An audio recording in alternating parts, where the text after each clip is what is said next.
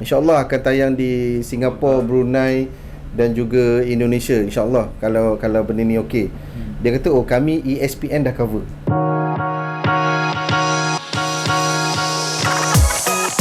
Hello guys, okay. Hari ni episod Kaki Wayang yang pertama. So hari ni saya, Abang Romi dan juga Kai akan review filem 35mm.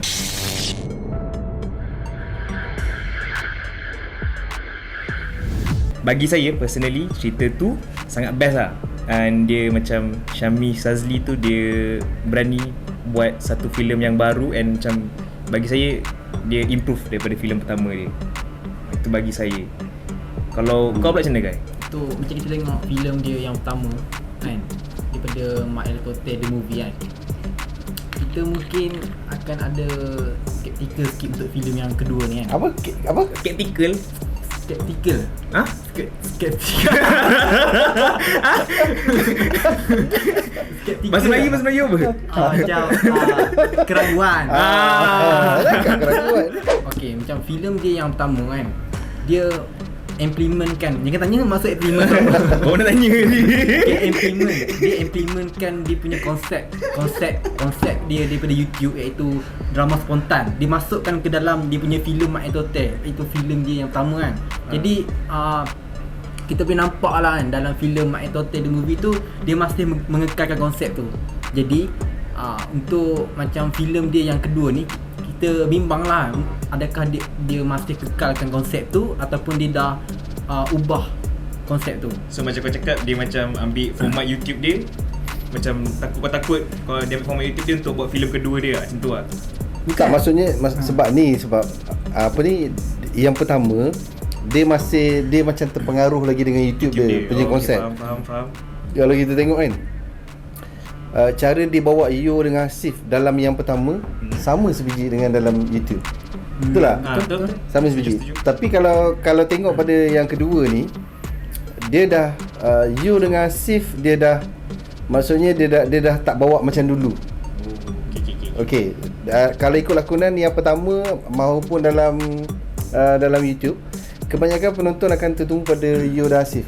So orang macam penonton nak tengok dua orang nak tengok dua orang star ni. Sebab mungkin peminat Syahmi Shazli tak ada lah. Mungkin kalau ada pun separuh lah kat situ. Tapi dengan keluarnya filem 35mm ni, kita nampak Syahmi Shazli yang lead cerita ni. Betul-betul dia lead lah. Sebenarnya yang lain pun dia lead, tapi kita nampak Yo dengan Asif ke depan. Tapi yang kali ni memang dia betul-betul lead. Dia betul-betul lead. Dia kontrol cerita, dia kontrol dua orang ni macam mana kan. So kita nampak ini adalah cerita yang berdasarkan skrip lah. Yang ada skrip. Dia tersusun orang cakap. Tersusun. Dia ada skrip. Dalam filem pertama dia Mak Etote tu, dia cerita tu character drive story. Character drive story. Tapi dalam cerita ni story drive character. So saya rasa dia dapat story lah. Story tu kuat. Story tu best. Kita tengok lakonan Asif lah, Asif dengan Yu lah, especially yang kita highlightkan untuk diorang ni, sebab diorang ni kan pelakon kurang upaya kan. Okay, pelakon kurang upaya. Okay, kita nampak di awal kemunculan diorang daripada background YouTube yang Syahmi memperkenalkan diorang, bawa diorang ni ke depan. Kita nampak diorang ni pada mulanya mungkin tak seperti yang dalam filem ni. Mungkin waktu dulu bila diorang berhadapan dengan kamera, dia orang kekok, tak biasa. Mungkin macam perubahan yang paling ketara bagi saya nampak iaitu Asif lah. Waktu dulu mungkin dia takut untuk bercakap dan dia berinteraksi dengan Syahmi yang berada di belakang kamera. Betul. Dan benda tu lah yang membuatkan penonton terhibur. Tapi kita tengok dalam filem ni, benda tu dah kurang. Dia macam dah pandai bawa diri dia kan. Dia dah pandai bawa diri dia. Dia dah tahu dah apa yang nak buat. Mungkin sebab kita fahamkan dalam cerita ni ada dua pengarah. Oh, ada dua? Ada dua pengarah. Syahmi sendiri dan kalau tak silap Seni Bayan. Seni Bayan tu pula berlatar belakangkan teater. Jadi dia mungkin Syahmi memberi tanggungjawab kepada pengarah kedua ni, iaitu Seni Bayan ni, untuk mengawal lakonan Asif dan aspek lakonan lah. Tapi risau juga sebab diorang dah ada trademark dia macam tu tau. Diorang dah ada trademark dia. jenis Yo dengan Asif ni akan bercakap belakang kamera, tanya Mi macam ni macam ni Dia macam tu dulu kan. macam tu kan. Benda Tak itu gurau yang tak gurau. itu yang buatkan lawak. Macam contoh kalau kita tengok stage Raja Lawak kan, tiba-tiba dia kata, "Oi, tadi tak ada orang rehearsal pun." Dia macam kita spontan lah, benda kita spontan lah. Itu trademark dia orang lah kan. Tapi takut follower yang itu, yang minat tu akan tak ada. Macam lari Ataupun daripada dia orang masih akan- subscribe untuk cerita ni tapi dia orang kecewa. Dia kecewa. Takut itulah. Takut tu kan. Sebab ada banyak cerita, walaupun cerita Hollywood sekalipun kan, dia bila dia upgrade kan, dia upgrade sesuatu cerita yang ada sequel ni, kebanyakannya rating dia ataupun tahap tontonan tu menurun. Lepas tu aku perasan cerita tu macam dia punya CG. Bagi aku dia sangat berani main CG. Macam ni Siapa yang berani? Maksudnya produksi tu lah, Syami Syami sendiri berani main CG dekat dalam cerita tu. Macam aku faham lah sebab dia nak make the audience to believe, macam percaya yang itu timeline tu, itu timeline tu, itu timeline tu kan. So macam bagi aku dia berani lah main macam tu. Macam Lagipun cerita ni adalah cerita time travel. time travel travel dan lah. boleh dikatakan science fiction lah juga kan, sebab dia Perlu lah. Perlu. Jadi benda tu kalau dia tak buat CG tu, CGI. dia macam tak lengkap lah, macam Tak real lah. Ah. Tak nampak CG dalam cerita ni kan. Satu of course lah kita boleh puji CGI dia. Maksudnya dia menuju ke arah tu. Dia sebenarnya apa yang dekat Malaysia ni faham pasal konsep CGI ni kan. Pertama sekali yang orang selalu pakai dekat Malaysia ni adalah cuci tali. Setiap kali ada rigging cuci tali, itu adalah CGI. Jarang dekat Malaysia pakai untuk background. betul tak? Setuju. Tak ada. Mungkin ada lah, satu dua mungkin ada, tapi jarang pakai. Sebab kalau tengok dalam cerita ni, ada satu rumah, dia pakai rumah tu rumah zaman lama, rumah kayu. Yang semasa dia zaman Jepun ke British? Zaman British. Zaman Zaman kan? British. Itulah. So dekat setiap tingkat rumah tu dia letak hijau. Jadi dia letak pemalangan di belakang tu, suasana kampung tu kan. Walaupun pujian dan kredit kepada yang buat CGI tu, dengan juga Syami Sazli mencipta CGI tu. Tapi ada juga kekurangan dekat CGI tu, dan kita pun faham kekurangan tu berlaku sebab this is Malaysia. Inilah modal kita ada. Inilah kita ada kan. So saya percaya orang yang buat tu pun tenaga kerja yang tak ramai. tak ramai kan. Dia tak sama macam kalau Hollywood lah. Setiap kali kalau ada orang buat Transformer tu Memang gila berapa lah. bulan dan Kan. berapa ratus Dan orang kalau lah. kita perasan juga dekat kalau Hollywood, dia punya end credit tu kalau boleh tu satu Penuh. hari. Penuh CGI. Banyak gitu. Dan kita memang takkan baca pun benda tu. Tak, ya, Nak menunjukkan betapa ramainya Betul tenaga tak? kru dia orang tu. Sebenarnya kalau kita bagi peluang dekat pereka CGI tu kan, siapa editor CGI tu, kalau dia ada tim yang banyak, dia ada duit yang cukup. Duit cukup ni bukan apa, untuk keperluan bayar orang-orang ya, buat betul, ni, betul. roto, rambut, Macam-macam finishing lah apa kan. semua kan. Kalau cukup betul-betul confirm Baik. confirm akan jadi mantap. baik. Dan ini mungkin saya rasa mungkin dia dalam kerja dalam 4-5 orang ataupun 6 orang je yang ini kan. Kecil sangat tu. Kecil sangat. Ini yang Malaysia. That's why ini yang Malaysia kan. Sebab kita tak mampu benda tu. Jadi tapi sebenarnya audience yang normal audience orang-orang biasa, penonton biasa yang tak pandang langsung pasal technical apa semua kan, tak expect. Dia tak pandang. Dia tengok benda tu fun lah. Oh okey, zaman tu rumah ni kat mana, dia tetap akan cari. Tapi cerita ni confirm akan diterima ramainya. Sebab hari tu first day tayangan kan. Kita hari dia hari Rabu kan. Dah collect 300k. Hari Rabu tayang sebenarnya. Hari Khamis tu dapat result 300k kan. So hari ni gila. tak tahu berapa dah dia collect. Tapi cuma masalah sekarang dia akan berlumba dengan satu filem-filem lain yang dekat Astro First tu nanti lah. Tak tahu lah, tapi harap-harap dia boleh pergi lah. Tapi saya rasa boleh pergi. Dia ada follower dia. Dia ada follower dia. So macam orang tunggu dia. Itulah Syami Sazli, dia bijak. Dia buat cakap crowd daripada YouTube. Macam mana kita tengok dia dekat YouTube sangat-sangat berjaya. Berapa dia punya subscriber berjuta, dan dia bawa benda tu ke dalam filem. Jadi crowd, percayalah, crowd daripada YouTube dia tak akan pergi follow tengok sampai filem sekarang ni. ni. Aku harap macam Malaysia keluarkan lagi banyak cerita macam ni lah, sebab dia tak banyak cerita yang main macam cakap tadi, time travel, lepas tu Epic lah. epic Maksudnya cerita period tu. main zaman tu Period. Kalau kata kita nak ikut trend time travel ataupun epic kan. Contoh kita orang buat epic, kita buat epic sekarang kan. Dia sebenarnya bukan benda tu penentu kepada apa ni, cerita tu baik tak baik. Faham tak? Sebenarnya adalah jalan cerita. So Syamie Shazli dia bawa cerita dalam ni, cerita yang serius. Jalan cerita. Okey, kalau time travel ni banyak. Kita ada macam saya cakap di kapsul, kita ada 29 Februari KRU, which is KRU yang buat pun benda tu kan, CGI tu. Yang kita nak sangat, Malaysia nak sangat adalah satu kekuatan skrip yang bebas. Kekuatan skrip yang bebas untuk berkarya tau. Kita tahu filem kita, budaya kita. Tapi sebenarnya kita di industri perfilman ni sebenarnya kita boleh dianggap duta kepada negara kita untuk dunia luar. Menunjukkan siapa kita. Tak semestinya tunjuk kita punya budaya. Bukannya tunjuk benda tu boleh ada dalam dokumentari sebagai history kita kan.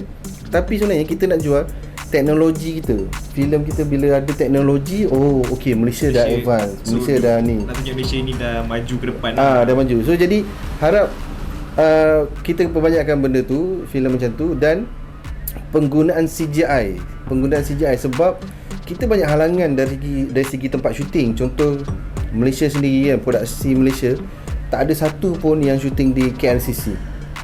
Kenapa? Satu sebab mahal lah mungkin. Kedua, nak dapatkan kebenaran tu, kelulusan tu susah. Ketiga, kalau mana-mana ni saya tak cakap KLCC kalau mana-mana lah. Tapi honest, dulu saya pernah nak shoot Lita Sepang. Bila saya call, orang tu, person in charge tu, dia tanya saya, cerita awak ni tayang kat mana? Kan?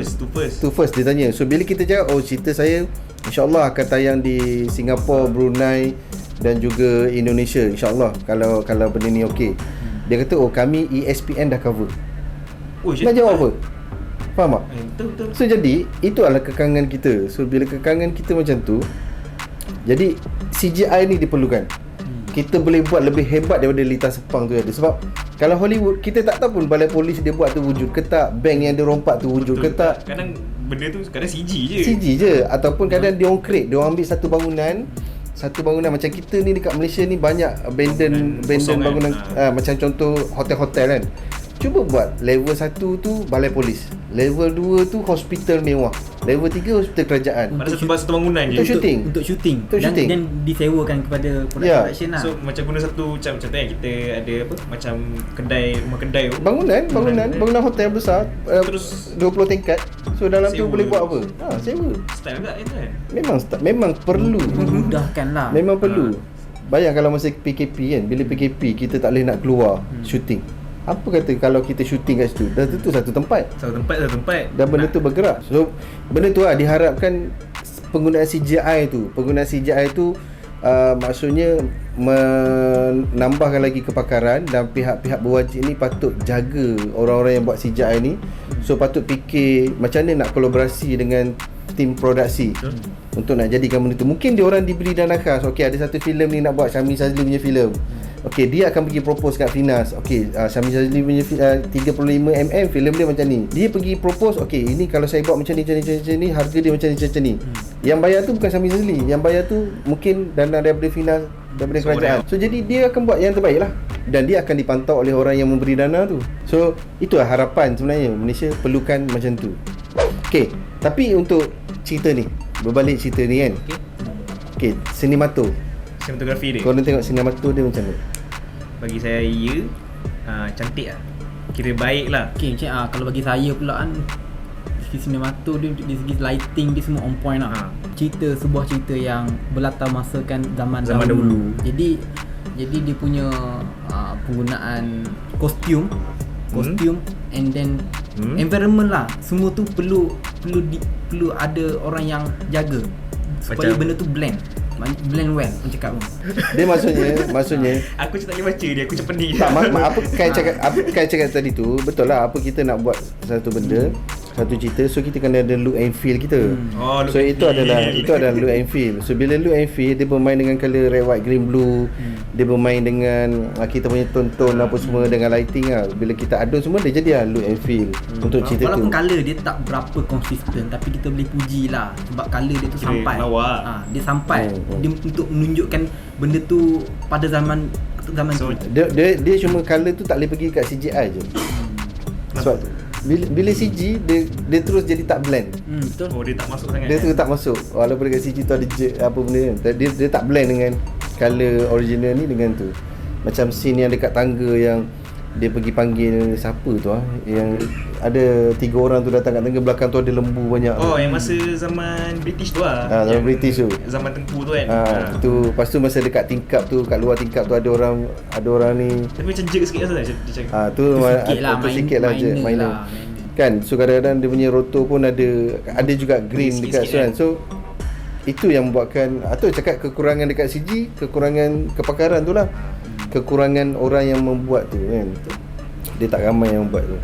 Okay, kalau rating kan, korang kasih berapa? Macam Abang Romi dengan Kai kasih berapa cerita ni?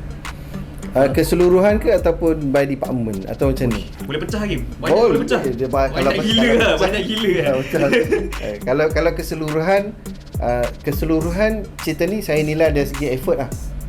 Okay, effort. So saya bagi effort pada Syamie Shazli dan juga tim dia adalah 9/10. Mantap. Okay, effort tu.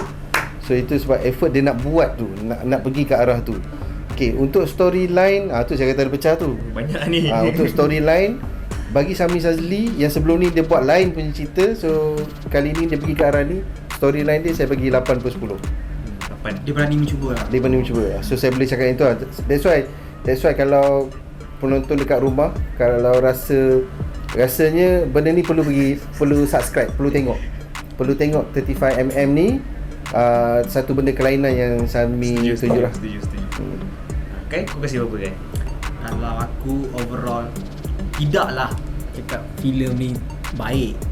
Tapi Baik, dia terlalu baik yang sampai tak ada cacat celanya. Filem ni personally memang ada dia punya kekurangan yang boleh di-improve di masa akan datang. Syamie pun masih 20-an, masih muda lagi dan baru 2 filem ke? Baru 2 filem. Banyak lagi kalau dah banyak filem kedua dia belajar. ada satu benchmark macam ni tu, dia harapkan di masa-masa akan datang dia akan buat lebih baik lah. So improve, next film improve lah. Tapi kan kalau untuk kali ini filem ni 35mm Mi, kalau kau dapat anugerah pengarah harapan, maksudnya orang industri tak kecam lah macam yang dulu kau dapat dalam cerita Mak Ayah Toteng. So akan ada kecaman-kecaman tu kan. So tapi kalau ini rasanya memang tak ada lah, takkan ada lah. Tapi bagi saya, kalau bagi saya filem ni saya overall rating lah, saya kasih 8 juga, 8/10. Macam tadi Abang Romi dah cakap dia berani, saya setuju, dia sangat berani buat story macam ni. Lepas dia kira dari filem pertama dia jam tu, filem kedua dia nampak banyak improve, banyak gila improve. Kalau saya bagi 7. Tak ada apa dah kan ni? Okay, untuk episod pertama ni kita review 3mm film apa? 3mm kecil lah, 35mm. Okay, untuk dia kena sebut 35mm. 35mm. Ya. English. Orang industri panggil 35. Okay, 35mm. Skeptical. Okay, untuk next episode kita akan review filem apa? Okay, apa yang sekarang ni tengah perbola hangat? Bagi aku lah, Mak Kilau lah. Tengah memang saya rasa cerita Abang Kilau. Abang Kilau. Kenapa abang? Sebab dalam tu dia panggil Abang Kilau. Dia tak panggil Mak Kilau. Maknanya dah tengok ni. Dah semalam kan hari pertama. Hari ni dah hari ke berapa? Saya belum tengok, insya-Allah. Subscribe Astro First 35mm. Syabas tu Syamie Shazli. Okay, dan pergi tengok filem Mak Kilau, dan nanti untuk episod kedua ni kita sama-sama bincangkan macam mana filem Mak Kilau punya ni pula lah. Jangan lupa tekan butang like, share, subscribe dekat channel DATV ni. And itu saja dari kami, Kaki Wayang. Bye. Assalamualaikum. Bye. Oi.